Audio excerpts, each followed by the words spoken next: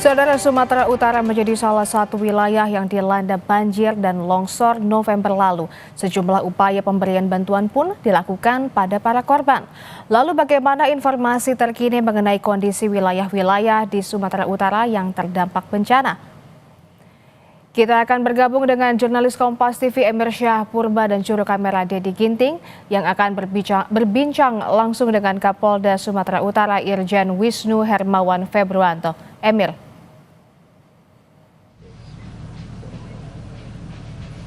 Ya, saudara, memang pasca sebulan bencana alam di Sumatera Utara yang menimpa beberapa kabupaten, diantaranya seperti Sibolga dan beberapa daerah di Tapanuli, memang sampai saat ini langkah-langkah penanggulangan terus dilakukan oleh semua pihak, salah satunya oleh Kepolisian Republik Indonesia melalui Polda Sumatera Utara. Dan memang upaya-upaya penanganan seperti penanganan para korban bencana, kemudian adalah pembukaan beberapa akses jalan yang terputus akibat bencana alam. Begitu juga dengan dropping bantuan-bantuan masih terus dilakukan. Dan saat ini saya sedang berada di posko bantuan bencana alam yang berada di Mapolda Sumut.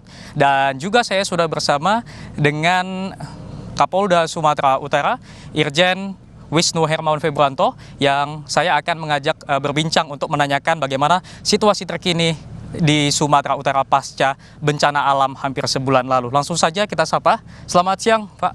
Selamat siang, Mas. Baik, Pak. Mengenai bencana alam di Sumatera Utara ini sudah hampir sebulan nih, Pak. Lalu sejauh ini bagaimana gambaran umum sejumlah lokasi di Sumatera Utara yang terdampak bencana alam, Pak? Apakah masih ada daerah yang jalurnya terputus ataupun yang masih terisolir, Pak? Baik, saya baru pulang dari Tapteng dan pagi ini juga tadi saya ngecek ke wilayah Langkat bahwa secara umum semua kehidupan di wilayah Sumut sudah relatif lebih baik daripada awal kejadian, dan kami informasikan kepada masyarakat masih ada 2 jalan yang terputus dari wilayah Taput ke menuju Sibolga dan masih taraf perbaikan. Mudah-mudahan dalam 1-2 hari ke depan sudah bisa tersambung, tapi masih ada 6 desa yang masih terisolir. Demikian pun kami masih mencoba untuk bisa terus mengkomunikasikan dengan teman-teman dari TNI dan PU sehingga dalam 1-2 hari kemudian bisa terbuka jalur tersebut, bisa kami komunikasikan dengan masyarakat di sana. Untuk semua daerah yang terdampak, semuanya sudah kita bisa komunikasikan, semua bantuan sudah kita berikan, jalur komunikasi sudah kita berikan, Starlink kita sudah masuk semua ke semua wilayah yang ada, jalur-jalur listrikan pun sudah aktif semuanya, tinggal sekarang taraf untuk pasca bencana. Kami mendapat arahan dari pimpinan Polri untuk hari ini dan bulan ini adalah hari Natal. Semua kekuatan kami untuk membantu masyarakat yang terdampak bencana untuk bisa melaksanakan ibadah Natal. Untuk itu anggota kami semuanya melaksanakan kegiatan pembersihan kepada sarana ibadah seperti gereja, masjid, dan alhamdulillah puji Tuhan beberapa gereja sudah bisa aktif dan bisa melaksanakan kegiatan ibadah Natalan. Baik, Pak Kapolda, mungkin Bapak bisa menjelaskan bagaimana respon cepat personel dari Polda Sumut dalam penanganan korban bencana alam, termasuk proses pembukaan jalur yang terputus ini, Pak? Ya, sejak hari pertama, satuan Brimob kami dan satuan Polda kami sudah masuk ke tempat-tempat korban banjir, di mana teman-teman pasukan kami sudah masuk ke masyarakat yang terdampak.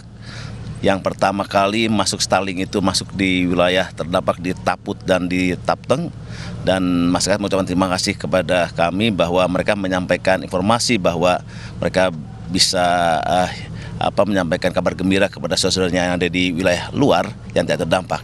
Nah, respon ini sangat cepat. Kenapa? Karena kita sudah terlatih sebelumnya untuk bisa mengantisipasi terhadap dampak-dampak banjir. Untuk itu, ini adalah latihan-latihan yang kami persiapkan sebelumnya, sehingga begitu ada dampak banjir, kami dengan segera mungkin bisa meluncur ke lokasi-lokasi yang terdampak dan didukung dengan pelatihan-pelatihan yang cukup baik, cukup cepat, dan kita didukung oleh pimpinan Polri untuk beberapa helikopter, sehingga kami dengan cepat bisa memberikan drop-drop bahan makanan, bahan pokok lainnya, sehingga masyarakat terdampak bisa cepat menerima bantuan secepat mungkin. Baik Pak, tentunya dalam menghadapi bencana alam ini ada tantangan besar yang dihadapi. Mungkin Bapak bisa menceritakan seperti apa tantangannya Pak? Iya, memang tantangan besar adalah masalah alam ya. Jadi pada saat kami datang ke sana, alam memang kami juga tidak bisa cepat datang ke lokasi karena alam di sana kami semua lokasi sudah saya datangi, Padi Tapu, di Tapteng, Tapsel, apalagi wilayah Groga itu habis semuanya.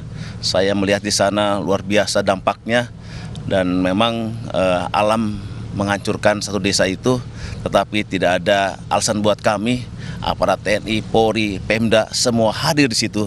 Dari sejak awal hingga saat ini kami terus ke sana bahu-membahu untuk bisa menolong masyarakat, dan hari-hari ini masyarakat sudah bisa mulai kembali beradaptasi dengan keadaan semula karena kita punya program itu trauma healing, di mana warga masyarakat masih trauma apabila ada hujan mereka masih ketakutan masih ada, tetapi berkat dukungan pemerintah pusat adanya trauma healing, kemudian bantuan-bantuan terkait dengan regulasi tempat-tempat yang akan ditempatkan oleh pemerintah untuk perumahannya, lambat laun mereka sudah mulai mau beradaptasi dengan keadaan ini.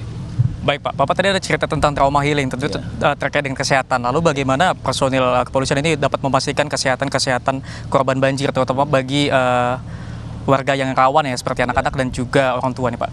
Iya. Tentunya khusus masalah kesehatan, Polda Sumut bersama dengan tim Dokes dari pusat memberikan dokter-dokter terbaik untuk hadir di Polda Sumut, Polda Aceh, dan Polda Sumbar, memberikan dukungan bantuan dokter-dokter yang luar biasa, ahli di bidangnya, baik dokter-dokter anak, dokter yang ahli dan spesialis, bahkan yang terpenting adalah tim DVI. Karena perlu diketahui ada beberapa jenazah yang terkubur akibat longsor, susah untuk diidentifikasi. Itulah kita dibantu oleh tim dari Mabes Polri, tim DVI yang mencocokkan jenazah itu jenazah siapa. Ini akan butuh salah satu kemampuan dan keahlian khusus dari kepolisian untuk mengecek dan mengidentifikasi apakah dan siapakah data dari jenazah tersebut.